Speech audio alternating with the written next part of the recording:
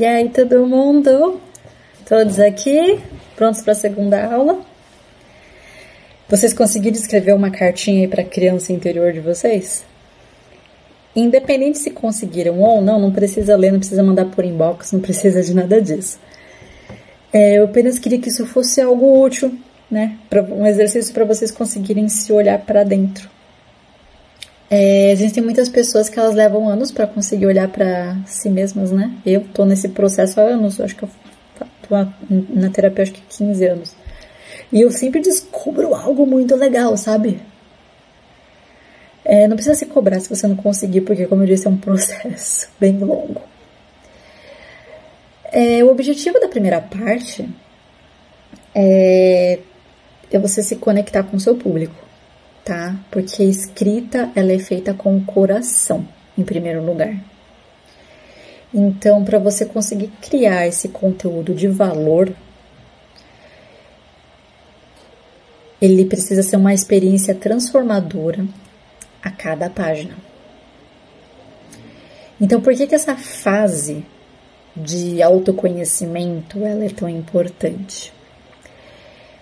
Esse aqui é um momento de arrumar a bagunça interna, né? Quando a gente senta para escrever, a nossa mente ela acaba divagando para vários lugares.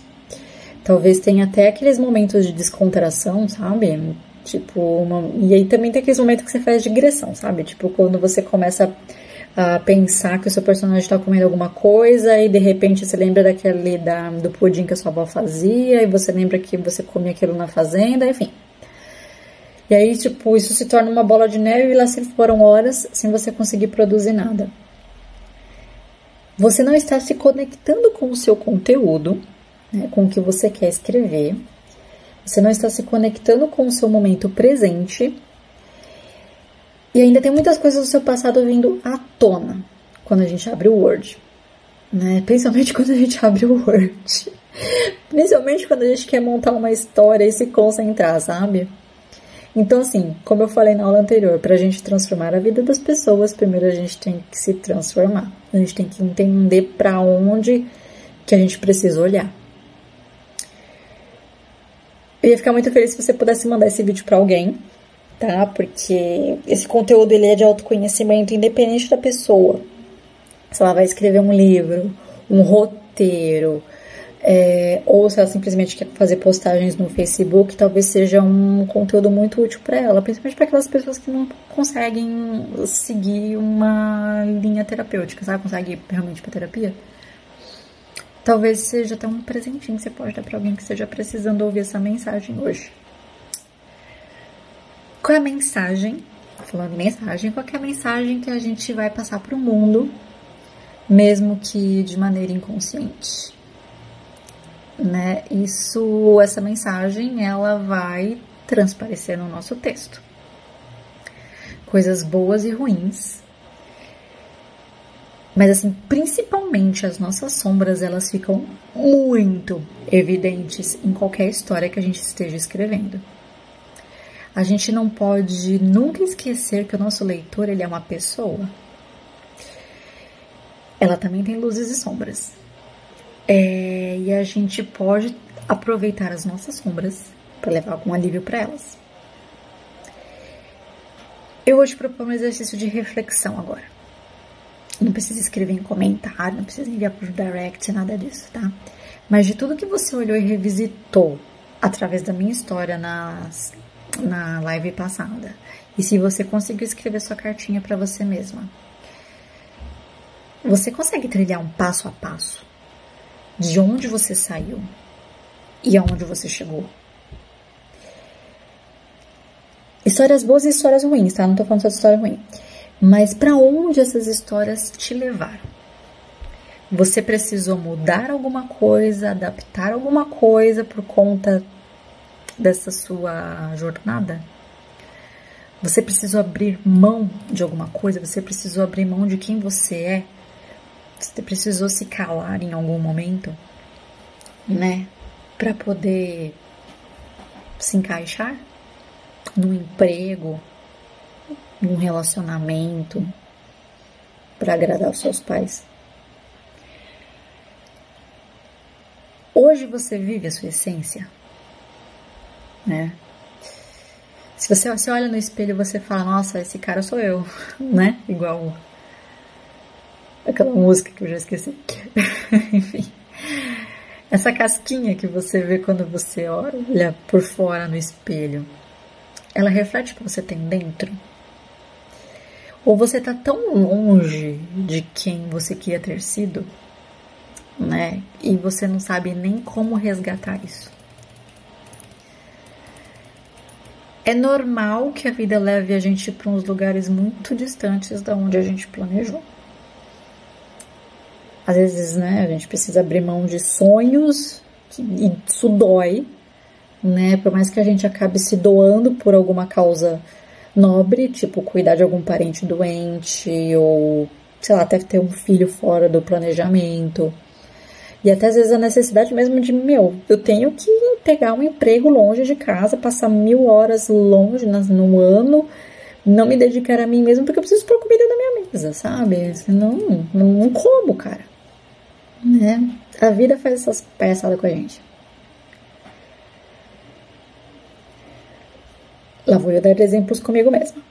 Na aula passada eu falei como que o nascimento da minha irmã foi super traumático pra mim.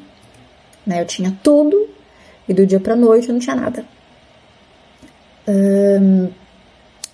Até a atenção dos meus pais eu não tinha mais, né? Eles me escolheram até me colocar na casa dos meus avós. Pra eles poderem se concentrar mais na minha irmã, né? E assim, não é que eu não tinha mais pai nem mãe, né? Eles existiam, mas eles escolheram não olhar mais pra mim.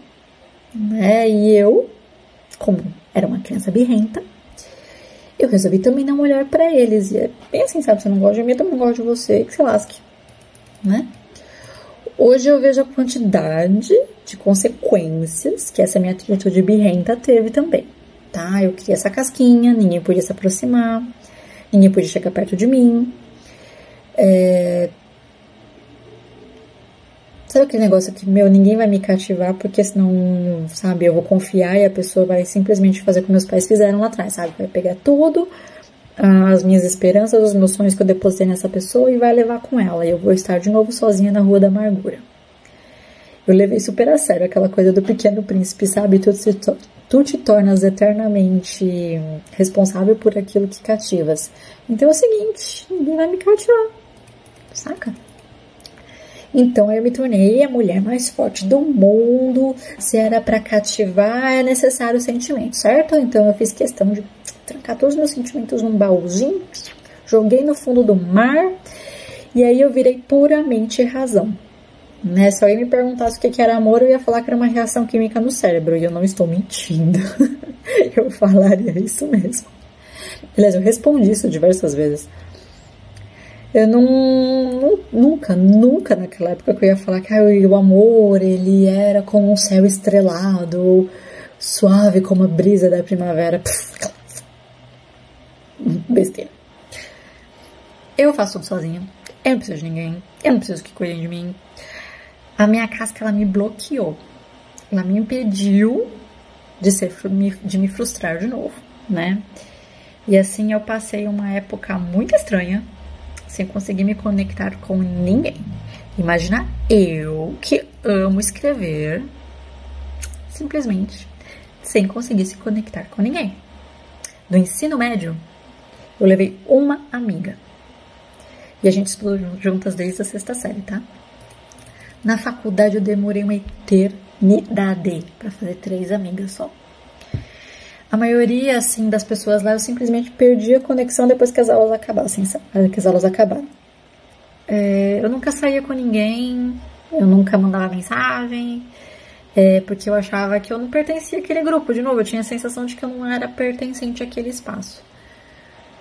Eu achava que as pessoas até me toleravam, sabe? Tipo, nem gostavam de ficar comigo. Eu tinha a impressão que elas ficavam comigo só pela obrigação de ter que fazer trabalho junto, sabe? E eu estudei com muita gente incrível na faculdade, tipo, muita gente incrível fazia um cinema comigo. E eu perdi contato com todo mundo. Eu não vou ser injusta, vai ter uma amiga aí muito incrível que ela continua presente. Mas enfim, a questão é que eu me moldava a cada grupo que eu entrava, né? Então, no trabalho isso foi um caos. Porque sem conexão, né, eu não tinha emprego. E aí cinema é um grupo bem restrito de pessoas, né? Eu acho que eu tive uma sorte muito, muito grande de conseguir trabalhar pra Disney.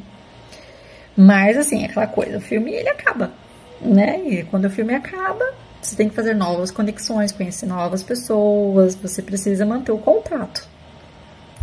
Aí, quer saber de uma coisa? Eu não gosto de contato, não gosto de gente, resolvi fazer arquitetura.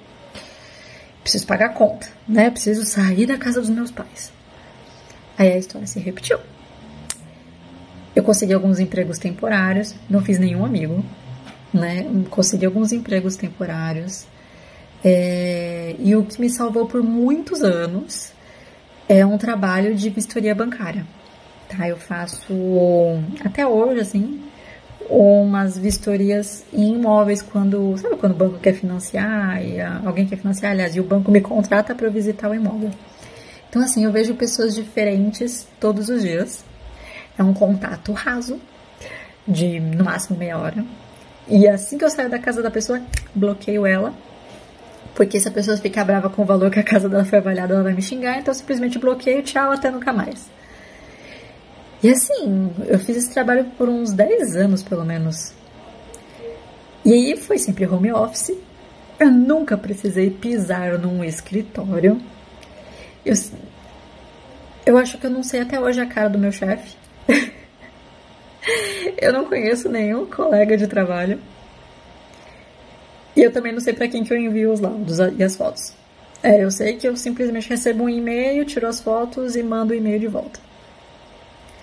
Pra mim, isso assim foi perfeito, porque não tem relacionamento com ninguém, não tem contato, não tem conexão, e não é à toa que deu tão certo por mais de 10 anos. Eu tô super na minha zona de conforto, inclusive, por isso que eu tenho até um certo apego emocional a esse trabalho, difícil de deixar ele de lado.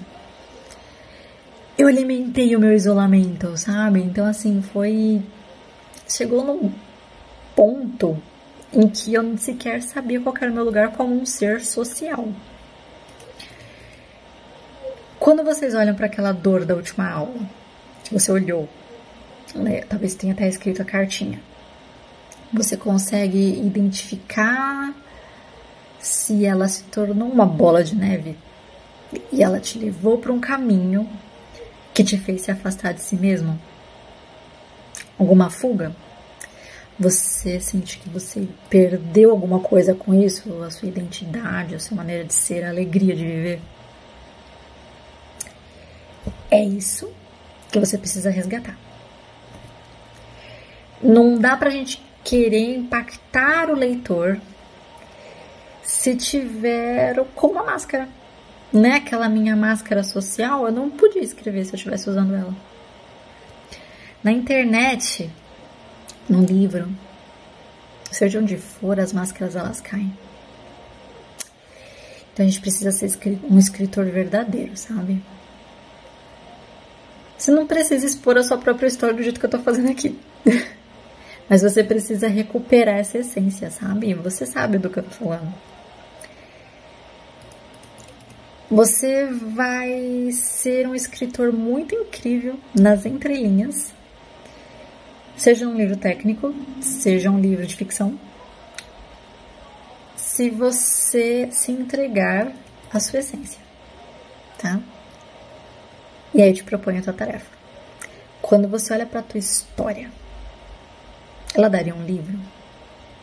Sabe quando você via assim e fala, nossa, a história da minha vida, cara, ela seria um livro. Minha história daria um filme. Quais partes você escreveria da sua história? E quais partes você esconderia? Olha para o que você esconde e se pergunta por quê. Por que que você se anulou para conquistar o emprego dos seus sonhos? Por que que você deixou de falar alguma coisa para conquistar um carinha que seria o genro dos sonhos da sua mãe? Eu sei que essa é uma parte complicada. Ela gera dor. e confusão, mas é essa dor que vai ser a sua bússola para o local onde está escondido aquele baú que você jogou lá no fundo do mar, igual eu fiz, com todas aquelas respostas para tantas questões na sua vida. Esse autoconhecimento, ele também tem uma intenção prática, né? Além de gerar conexão. A partir do momento que você consegue se entender e entender as suas emoções, você vai conseguir construir um personagem incrível. Não incrível, crível. Você vai conseguir descrever as emoções dele com realismo. Você vai conseguir entender por que ele tem algumas reações. Você vai conseguir fazer com que os leitores eles acompanhem a jornada desse personagem e mergulhem no universo dele e entendam exatamente como ele está se sentindo, porque você se sentiu assim e você sabe traduzir esse sentimento para algum personagem que você vai criar. Eu vou explicar direitinho o que é um subtexto.